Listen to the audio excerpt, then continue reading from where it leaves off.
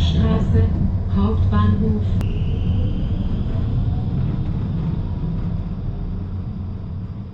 You'd think a store selling 10,000 franc watches would focus on the big moments. No, they obsess over the basics, being greeted, not being rushed, feeling understood. Maybe the real problem isn't doing the basics, it's knowing what they are. Hey, my name is Vander Puchert, and I believe that most of the world's problems are just interesting design challenges in disguise. In this video, we're going to dip our toe into the world of customer experience, or CX for the fancy people. We're going to be exploring a simple tool called the CX Enabler Card Deck, which really helps you and your team figure out how do you show up for your customers. And then at the end, I will share a free tool that you can go and use today, where you can explore a couple of the concepts that I'll be introducing in the video as we go along. Then finally, a quick, simple disclaimer. This card deck is something that I've been working on with a couple of friends for the last 2.5 years. So yeah, I have a little bit of ownership in this, and don't worry, there's no sales pitches involved here. So let's get cracking. So to take this concept further, I drew up this diagram. Now what you can see here is 3 layers, and at the top, and this is where I want to be, is above and beyond. So how can I take my customer experience, not customer service, the customer experience to the next level? How can I innovate? How can I surprise and delight? And how can I really serve my customers in a meaningful and innovative way? However, and sometimes rightfully so, you get pushback from leadership, and they say, hey, before we get into the fancy stuff, can we fix the basics? I mean, the call center is falling over. Can we just get the basics right and then start focusing on the fancy stuff? So what am I trying to say? I believe that customer experience is really about how people experience your brand. It's beyond just supplying or creating vanilla service. But to do that, you have to get intentional with what the basics are and what actually matters for your customers specifically.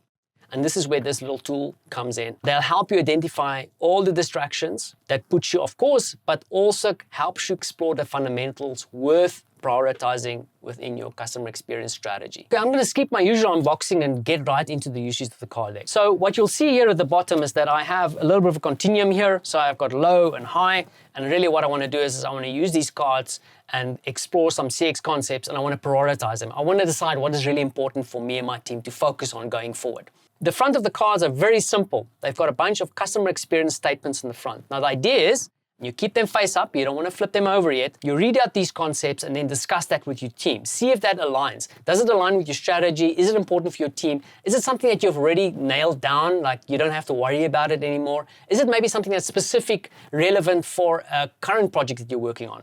Something else I would mention though with these statements is that there is very broad terms within the world of customer experience. For example, customers. What does a customer mean? Is it a specific segment? Is it internal stakeholders? What is a customer, for example? What does a service mean? What is a product? Like, are we looking at specifics within a project, or are we looking at the business or brand as a whole? So here, for example, I start off with perception matters. Use professional language to build trust and confidence and uphold clarity. That's something that we're not really that good at, so let's think about building that in. Put customers first.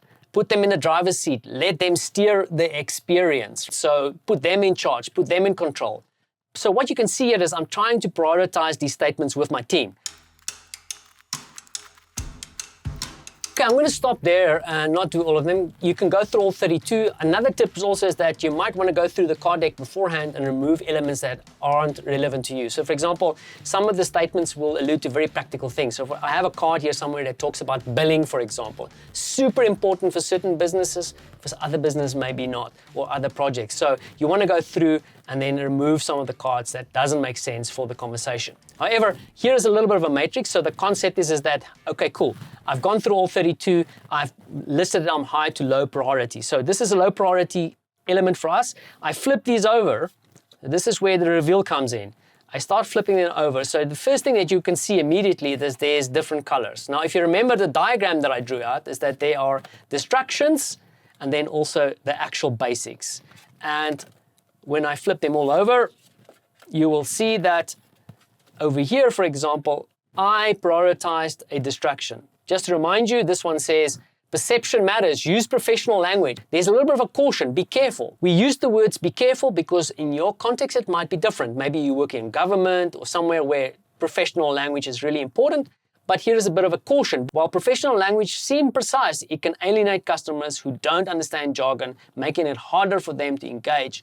So along with that, you'll see there's a note here that says C card M. Now for each orange card, there is a corresponding green card. So card M here is keep it clear, let your words build trust.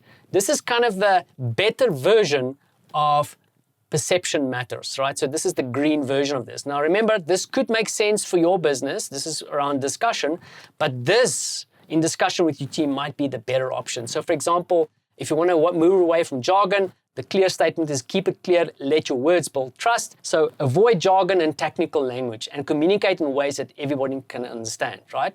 If you have a keen eye, you'll also see that there's a bit of a statement here. I'll get into the numbers later, but there's simplicity and consistency in messaging. Now, this statement might be very specific to a specific part of the customer lifecycle, where this statement is actually one of the pillars. There's 16 pillars within this card deck. 32 cards, so 16 green, 16 orange distractions, but then ultimately there's 16 pillars that you can focus on. Now, why pillars? Now, this pillar allows you to look at your customer experience more in a broader sense. So instead of saying, hey, we want to focus on keeping it clear, we want to focus on simplicity and consistency and messaging as one of the pillars that we want to build our customer experience strategies around. So now you can see, like for example, here is technology made simple, feedback fuels innovation, choice without complexity, empowerment of customer control, tailored value, and then you'll see the other things play out. There's 16 of these different things. So once you've decided on your priorities, you can then build it into the rest of your CX strategy. Now remember, it's really in the contrast that the conversation starts to happen, right? These are like strategy mirrors or permission slips to have really deep conversations around the intention and how you want to show up for your customers.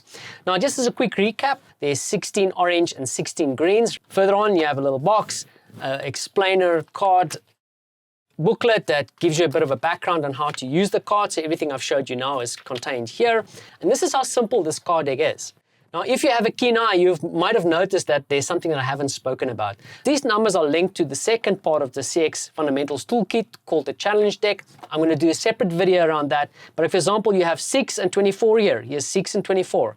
On the front here is a very practical statement like, how might we statement around some of the challenges that we need to explore around putting customers in the driving seat. You also see there's a pink color here, and this is where I kind of try to nail down the categories. But we're going to get into the details of these cards and how you can get tactical in the next video that I'm going to release around this toolkit. As I wrap this up, I promised a free tool. So you can go online right now and explore the 16 basics that I introduced in this video. Go to this URL. You'll see it on the screen now and also in the comments below. And then what you'll have to do is first round, you'll have to select the main 8 statements that resonate most with you. And then the system will take you through a process where you actually prioritize all these statements from the most important to the least important. Then finally, you can also align and show which parts of the customer journey, generic customer journey in this case, you want to focus on.